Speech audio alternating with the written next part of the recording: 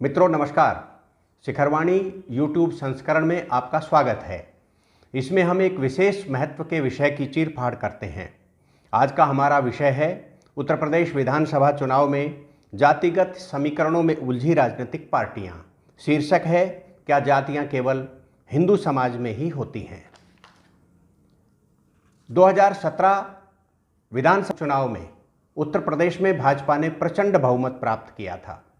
इसके पीछे के समीकरणों में जातिगत जनाधार वाली राजनीतिक पार्टियों के साथ गठबंधन को विशेष कारण माना गया था। इस बार उसी प्रकार का गठबंधन समाजवादी पार्टी ने किया है, लेकिन कहा जा रहा है कि गंगा में पानी बहुत बह गया। न पहले जैसी स्थितियां हैं, न भाजपा अब कमज़ोर है। यूपी में भाजपा ने 2 बार लोकसभा के चुनाव और 1 बार विधानसभा का चुनाव जीतकर गहरे तक पैठ बनाई हुई है, जबकि सपा के पास रणनीति को क्रियान्वित करने वाली टीम का अभाव है। अकेले अखिलेश यादव प्रदेश भर में गाल बजाते हुए दिखाई देते हैं। परिवार और रिश्तेदारों में भाजपा में जाने की होड़ मची हुई है। एक चाचा अपने पुत्र को एमएलए बनाने के लिए अखिलेश यादव की चौखट पर खड़े नजर आते हैं, जबकि दूसरे चाचा जिन्होंने मुलायम सिंह यादव के साथ अखिलेश की रार कराई थी, झगड़ा कराया था, वे प्रोफेसर रामगोपाल यादव कहीं भी दृष्टिगोचर नहीं होते। कहा जा रहा है कि वे अज्ञातवास में हैं। ऐसे में अखिलेश जातियों का जनाधार जुटाने और गठजोड़ करने के बाद चुनाव की लड़ाई लड़ रहे हैं।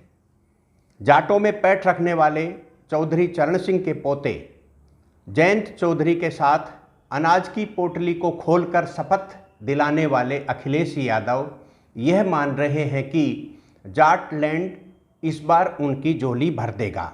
स्वामी प्रसाद मौर्य का दंभ और ओपी राजभर की जातिगत समीकरणों के साथ उन्हें सत्ता प्राप्ति की उम्मीद दिखाई दे रही है। यूपी में सपा गठबंधन में जाति का जहर और भाजपा के सभी जातियों को मिलाकर समग्र हिंदुत्व के बीच की लड़ाई चल रही है। लेकिन लड़ाई रोचक है। रोचक इस मायने में क्योंकि मतदाता को कौन समझा सकता है और कौन बरगला सकता है, इसके कारण ही आने वाला परिणाम अपना रुख बताएगा। इसमें एक और मतदाता समूह है, मुसलमान वोट बैंक का।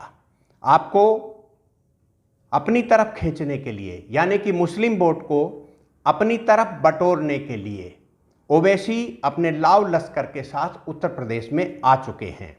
तो समाजवादी पार्टी भी इसे अपना वोट मानकर चल रही है। गिद्ध दृष्टि तो बसपा की भी है, लेकिन बसपा और कांग्रेस उत्तर प्रदेश विधानसभा के चुनाव में अभी तक एंट्री ही नहीं कर पाए हैं। मुसलमान न तो भाजपा को वोट देता है और न भाजपा इस दिशा में चुनाव के समय कोई प्रयास करती है।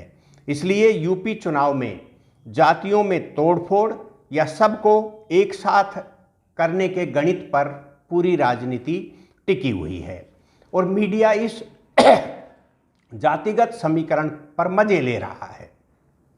वह धन भी बटोर रहा है। उसे दिन भर जातियों का समीकरण बताने से फुर्सत नहीं है। हिंदू समाज जातियों के नाम पर खंड खंड है, ये समझाया जा रहा है, जबकि यह सच्चाई नहीं है। सच्चाई यह है कि हिंदू समाज वर्ण व्यवस्था और गोत्र व्यवस्था के आधार पर टिका हुआ है। सामाजिक संरचना पूर्णतया वैज्ञानिक आधार पर बनी हुई है। त्योहार, वार, व्रत सबकी वैज्ञानिक संकल्पना है। हिंदू समाज के साथ मीडिया और विपक्षी दलों का ये भेदभाव है, पक्षपात है।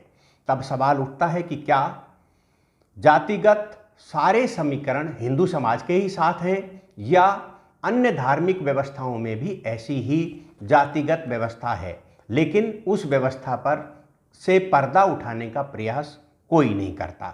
ऐसा बिल्कुल नहीं है कि ये जाति व्यवस्था अन्य समुदायों, पंथ और धर्मों में नहीं है।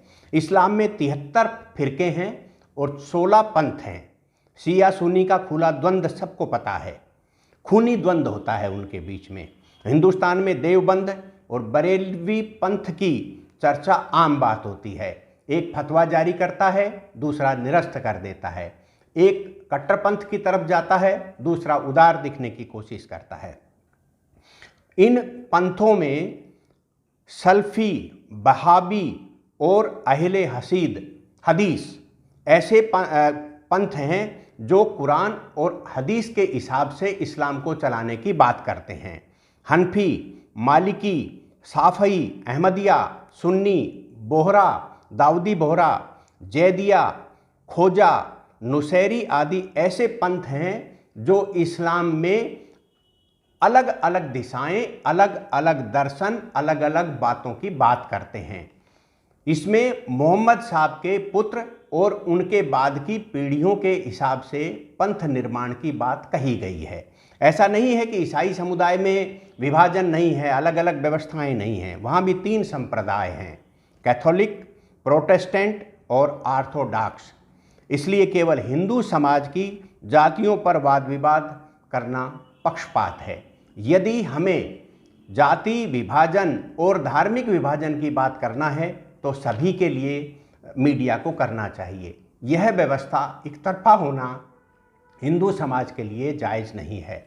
उत्तर प्रदेश विधानसभा के चुनाव में जातियों का जहर कितना आगे तक जाएगा और उसके चुनाव परिणाम के बाद किन किन को भोगना पड़ेगा, यह अभी समय की गर्त में है। आज के अंक में इतना ही।